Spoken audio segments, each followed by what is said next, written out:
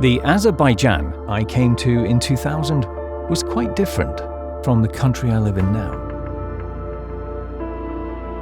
I came here to teach English, the language used on the drilling platforms that were tapping again the country's vast resources of oil and gas. The country was still finding its feet after emerging, independent once again, from the debris of the collapse of the Soviet Union. Once income from the black gold flowed into the economy, then the landscape, here in Baku for example, began to change, almost beyond recognition. Like many teachers, I probably learned as much as I taught, and I soon understood that for all the progress and wealth, there was still a gaping wound in the country's heart. The wound was the loss of the beautiful lands of Qarabağ, following their occupation by Armenia, and the grief over KHOJALY, felt by all Azerbaijanis who regard what happened to that town as a genocide.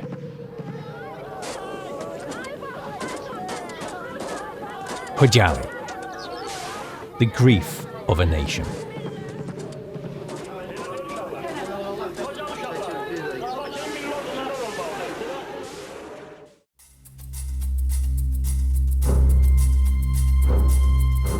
During the chaos of that Soviet collapse, the armed forces of neighboring Armenia, aided by renegade remnants of the Soviet army, had invaded Nagorno-Karabakh and 7 other regions of Azerbaijan that surrounded it.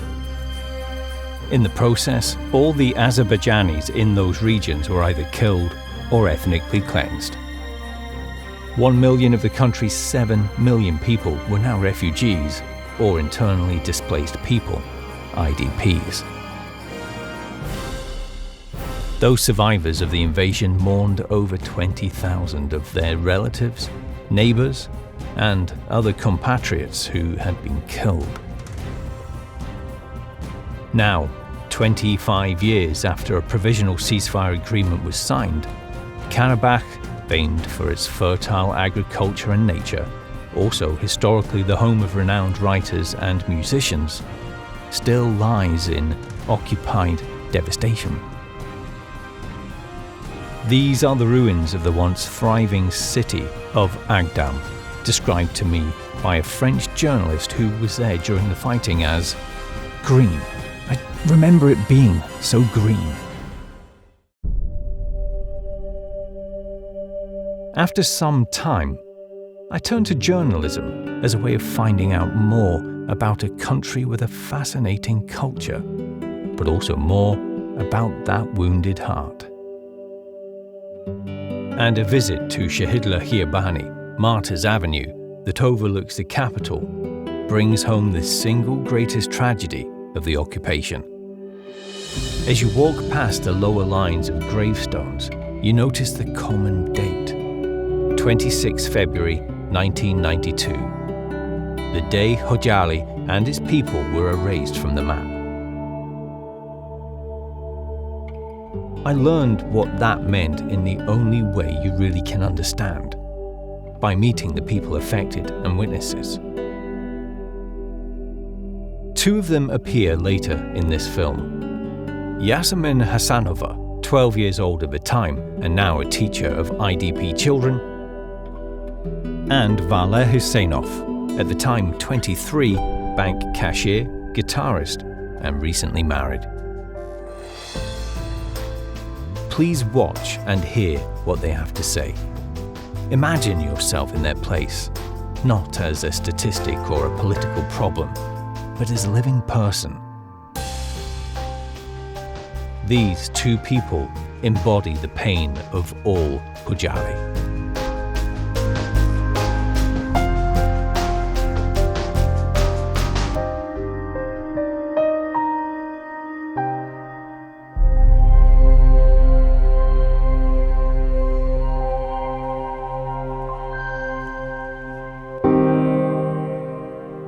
Where is KHOJALY?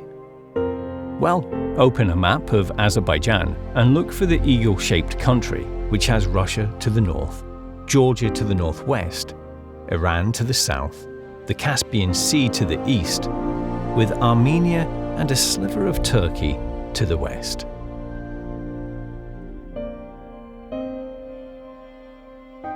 KHOJALY is within the western region of Azerbaijan, known in the west by the Russian version of its name, Nagorno-Karabakh, which translates as Mountainous Black Garden.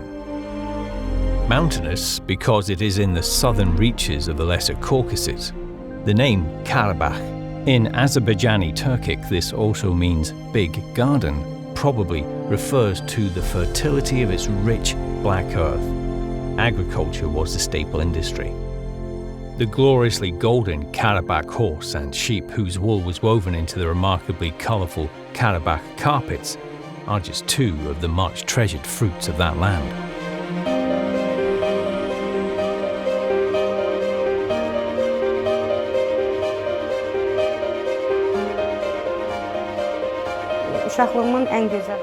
One of the fondest memories of my childhood is when we went to pick thyme to add to tea and for cooking. And one of the most beautiful days I remember was at a spring called Garagach. It was near our house, very close. We used to fill the kettle from that spring and take it home. It was so pleasant for us that we were doing something for our father. I remember that the most. KHOJALY itself is on a plain area ringed by those mountains and on the northern bank of the river Gargar.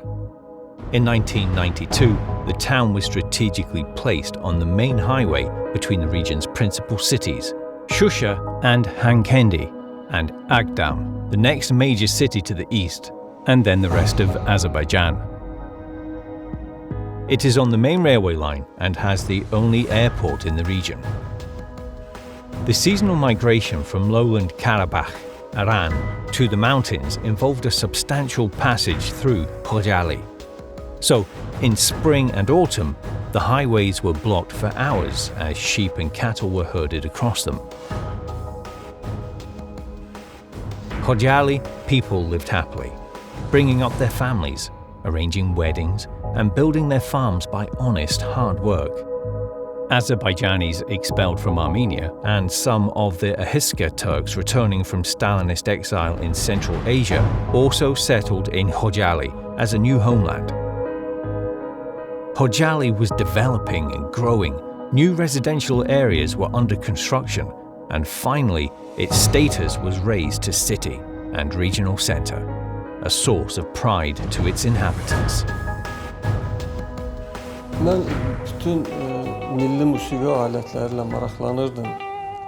I was interested in all the national musical instruments, the accordion, tar, kamancha, and gaval, and I could play all of them in some way.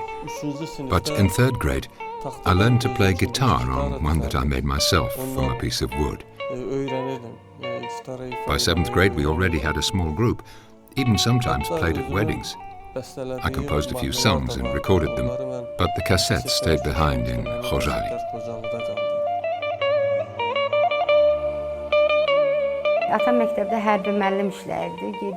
My father taught military skills at our school. My sister and I would go and knock on his classroom door and ask him for money to buy something from the school shop. The children sometimes laughed at us, but he always tried to give us what we wanted. But with all the shooting, it was very hard for us to carry on with our lessons. Very difficult. At night, we would hide in the basement from the Armenians' artillery fire and bullets. And in the mornings, we would get up and go to school. But in sixth grade, I was only able to go to school for 1 month.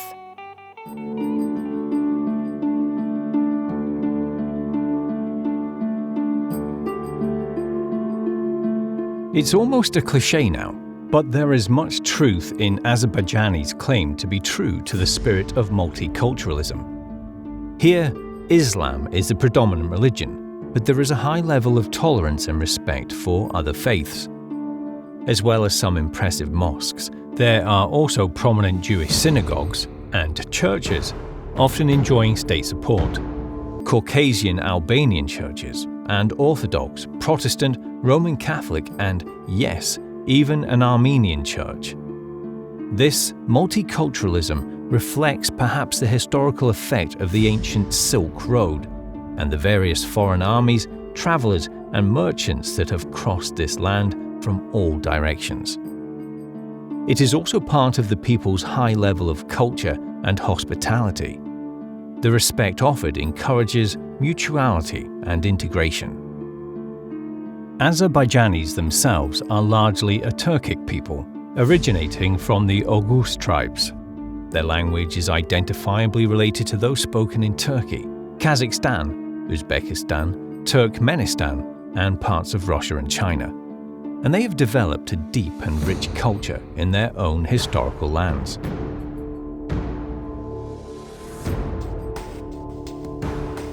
As for KHOJALY, archaeological evidence of a distinct culture within the region goes back at least to the KHOJALY Gadabe culture of the 14th to 9th centuries BCE.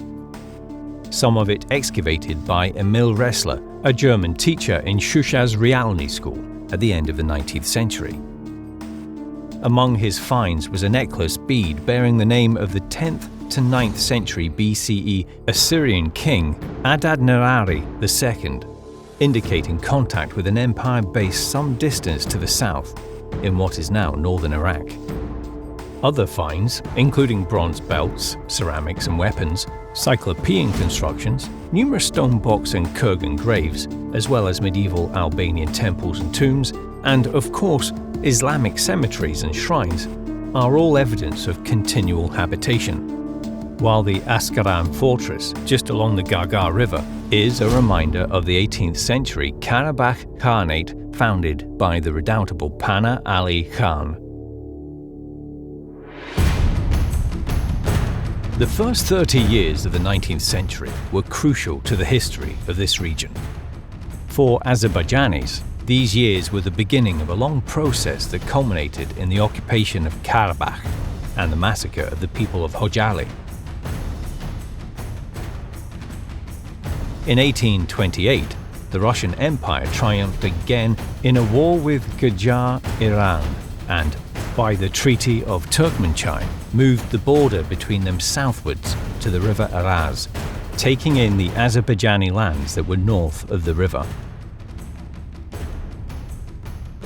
The many Azerbaijanis who lived south of the river remained under Iranian rule. However, the Christians, mainly Armenians, who lived there were given the right to move north, and many were planted in what are now Armenia and Nagorno-Karabakh.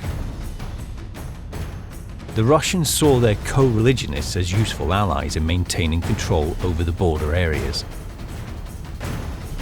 Thus, they were supported, privileged, armed and promoted, while the indigenous Azerbaijanis were kept subject by various means. It was a situation that was bound to produce conflict.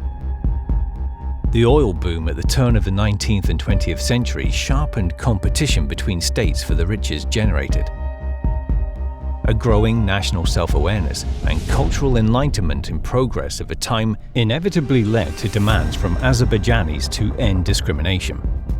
Armenians were determined to hold on to their privileges, and the development of an ever-expansive nationalist ideology promoted by the militant Dashnaksutyun party led to claims and incursions into many areas of Turkey and the Caucasus.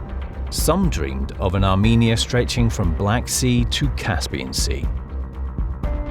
Following the revolution of 1905 in Russia, tensions heightened on the fringes of the empire, especially in Baku, Ganja, Nakhchivan and Karabakh.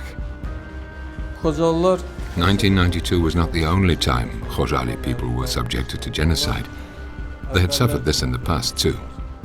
With superior armaments and experience of the Russian army, the Armenians inflicted heavy casualties. Armenian armed groups attacked KHOJALY between 1905 and 1906 and from 1918 to 1920. Inflicting massacres and forcing the local Azerbaijani population out of their lands. The Armenian author Hovhannes Ter Martirosyan, writing under the pen name Ado, makes no secret of those atrocities in his book the Armenian-Turkish conflict in the Caucasus, 1905 to 1906.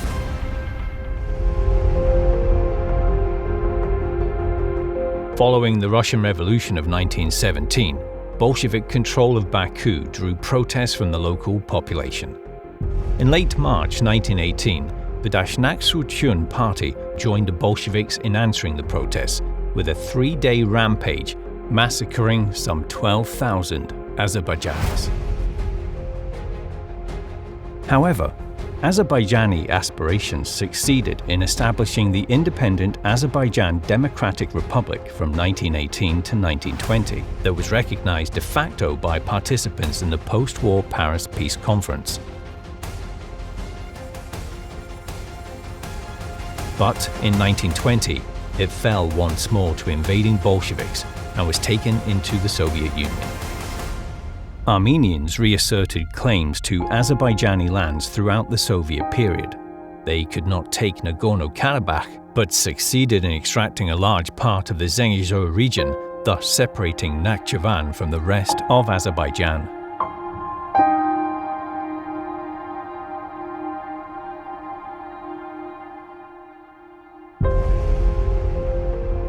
As the Soviet Union weakened in the late 1980s, Armenia relaunched its demands to annex Nagorno-Karabakh. Stirring hostility within the region as the USSR collapsed, they made use of the forces based in their country to launch a military assault on Azerbaijani villages.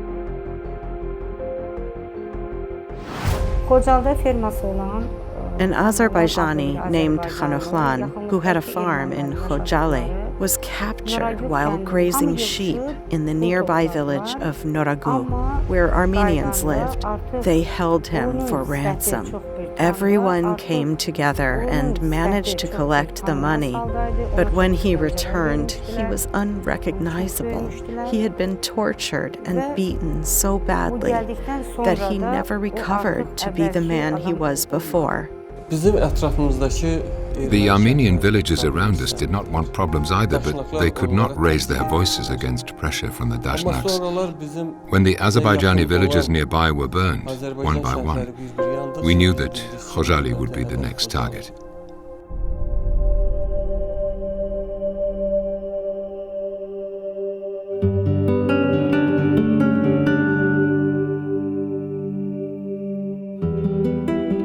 KHOJALY was one of the Azerbaijani inhabited areas of Karabakh. Documents from the Russian Empire in 1886 and from Soviet sources in 1921 in the South Caucasus record the population of KHOJALY as being only Muslim Tatars, i.e. Azerbaijanis. The rich cultural materials found here give a clear indication of the historical connection of Azerbaijanis to these lands.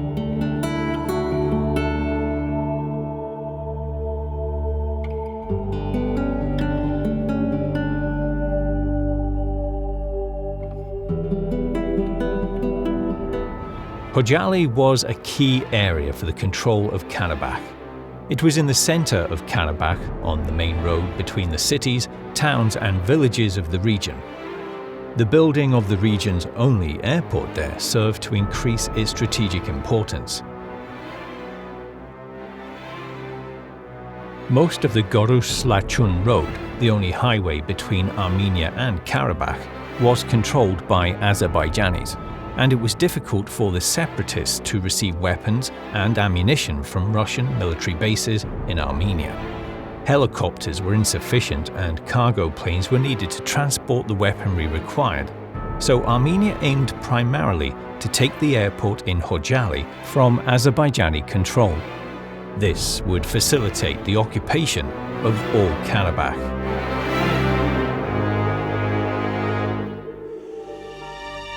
The KHOJALY operation was also planned to ensure that frightened Azerbaijanis would vacate the rest of Karabakh. Thus, the plan was to massacre the civilian population, as was openly confirmed by Serge Sargsyan, then a commander of the Armenian forces and later president of Armenia. In an interview with writer Thomas de Waal, Sargsyan stated, "Before KHOJALY, The Azerbaijanis thought they were joking with us. They thought that the Armenians were people who could not raise their hands against the civilian population. We were able to break that stereotype, and that's what happened. These are the reasons why KHOJALY was targeted.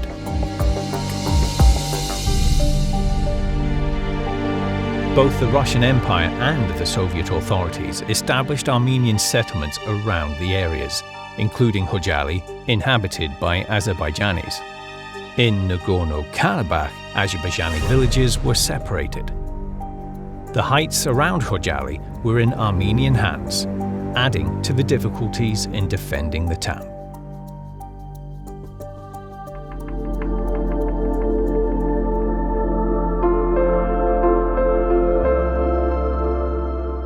So, what happened on that night? Starkly, this. The evening of 25th February 1992 was similar to those of the previous 4 months. The regular barrage of gun and shell fire began at around 11 p.m, driving the townspeople into whatever shelter they could find, often into cellars. Armenian military forces had encroached closer and closer, and apart from the shelling, they had cut off supplies to KHOJALY. The townsfolk had been without electricity and gas for months. No phones, no heating oil, no water supply, no food supplies. Cooking what they could on wood fires. The only way in and out of the town had been by helicopter, and no flight had been possible for 12 days. It soon became apparent that that night it was different. The barrage was much more intense, and the lights of tanks were spotted on their way to the town. The former Soviet 366th Motorized Infantry, i.e. Tank Regiment, was a significant part of the attack on KHOJALY. It was based in Hankendi, and leading officers were Armenian. Ground troops also attacked from different directions. The force was overwhelming, and the volunteer defenders on the perimeters of the town soon realized that the rest of the population had to leave their homes and seek safety wherever they could.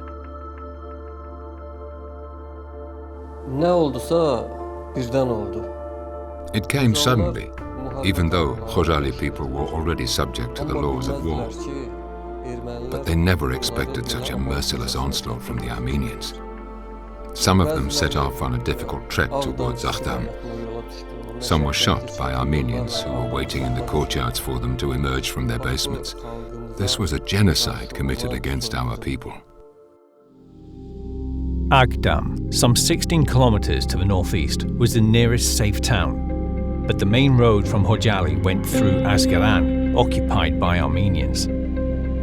The only way open was across the Gargar River, east through the densely forested Mount Katik, and then north across open lands towards Aghdam.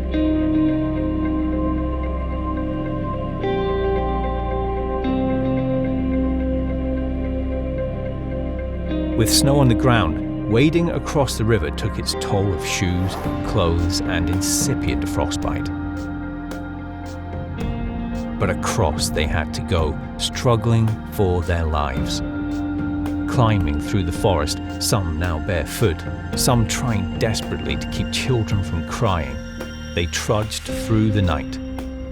On the way, many elderly, youth, and children succumbed to the cold.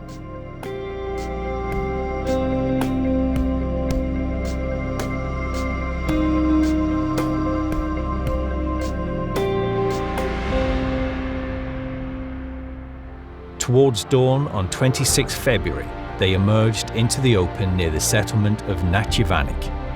And shortly afterwards, as they straggled across the open land, they were met by a hail of gunfire from Armenian forces lying in wait.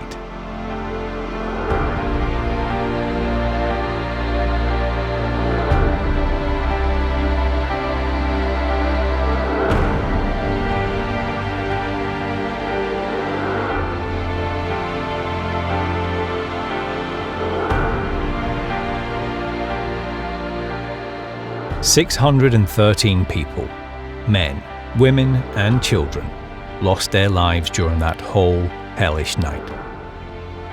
25 children lost both parents and were orphaned. Many prisoners were taken and used in later negotiations for barter exchanges.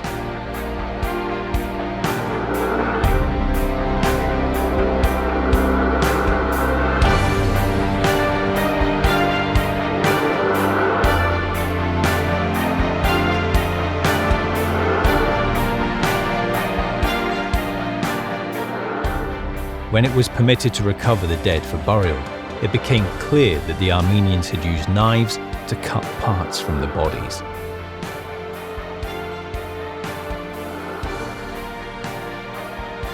The Times, published in London, shared the truth of this atrocity in its edition of 3rd March 1992.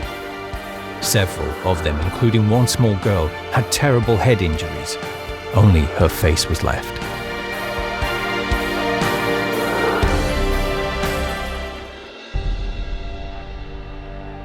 Were the body parts taken as trophies and proof of their heroism?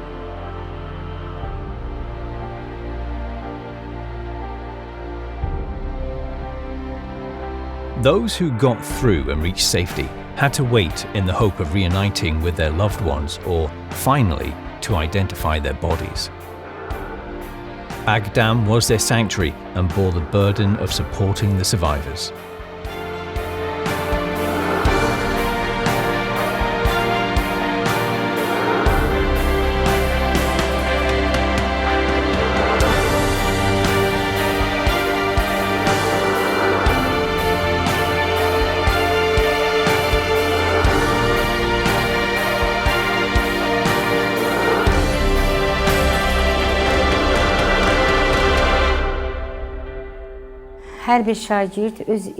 Every pupil loves their primary school teacher. I also loved Afila, my primary school teacher, very much. Afila was one of those killed that night, along with all her family. I wanted to follow her way, and that's why I became a teacher. Now imagine Yasemin Hasanova's experience. 12 years old at the time and not completely understanding what the nightly shelling was for, she remembered looking for shell cases in the mornings. On that night, her father, Tawfiq Husseinov, was out leading volunteer defenders who were armed with whatever hunting rifles they could muster. Her mother refused to leave without him, so Yasemin was sent with her uncle and cousins. She got through the river, snow, forest, mountains, and firing squad, but her grandparents, uncle, aunt, and 2 cousins did not. Her father's body was recovered later from under the snow.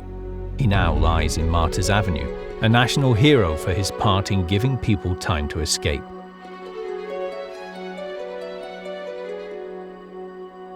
Her mother's body was identified in a picture by a foreign photographer on the internet 16 years later. Her mother was lying near the well in their garden.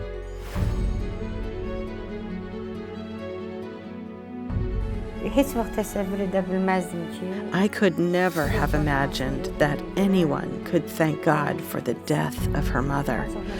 But I am thankful that my mother was not taken hostage by the Armenians. Thank goodness that my mother died that day instead of being abused by the Armenians. That is some consolation for me. Or think of Valeh Husseinov's memories. His bride of a few months, Saadet, her name means happiness, was shot dead by his side as they ran the gauntlet of bullets. He was captured and beaten to within an inch of his life.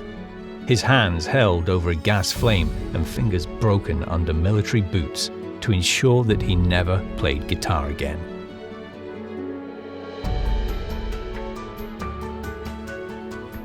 How do you explain, how do you feel, recover from being driven from what has been your family's home for generations, from the horror of seeing those dearest to you being gunned down because they were Azerbaijani?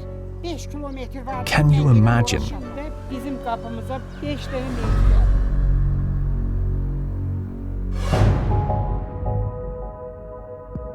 Why, in a world seemingly obsessed with international law, order and justice, is nothing done about the war crime committed against innocent people.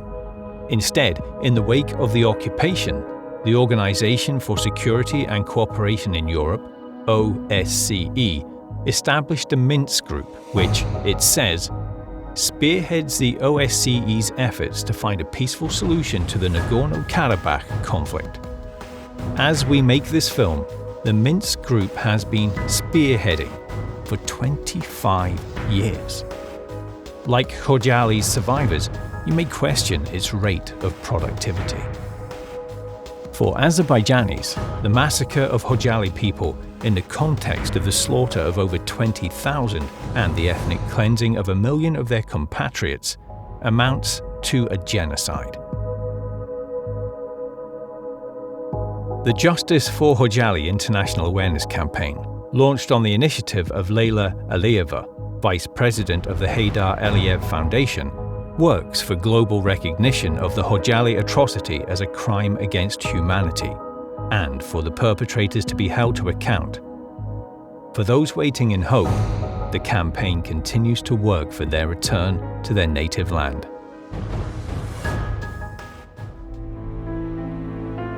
This is A Mother's Cry, monument to the KHOJALY genocide in Baku, the response of sculptors Aslan, Teymur, and Mahmoud Rostamov to the tragedy. Every year, millions of people, from youngest to oldest in the country, visit this monument on 26 February. They think about the terrible fate of the individuals and families whose lives were cut short. They think about KHOJALY and about Karabakh. KHOJALY people also think. They think about what happened to them. They demand justice for KHOJALY. They look to the future with hope. They raise the next generation in full awareness of their roots and culture. Thus, they wait and wonder, when will they return to their homes?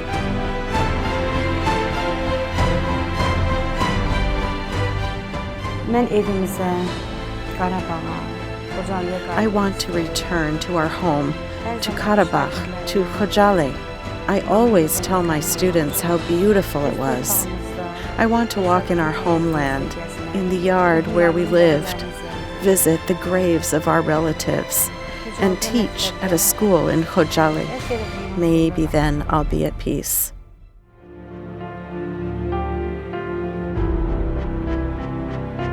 Standing at the front line, I look towards the mountains of Karabakh. KHOJALY is just beyond them, not so far away. I watch 7 birds fly freely across the space between. But neither I nor the people of that Azerbaijani town can approach. Strange and very sad.